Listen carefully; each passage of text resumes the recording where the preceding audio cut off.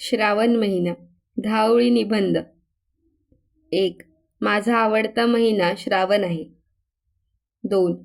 श्रावण महिन्यात भरपूर पाऊस पडतो. 3.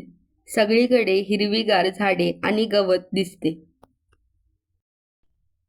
4. पावसामुळे निसर्ग खूप सुंदर दिसतो. या महिन्यात थंड वारा वाहतो. 6. श्रावणात नागपंचमी, रक्षाबंधन आणि जन्माष्टमी असे सण येतात. 7.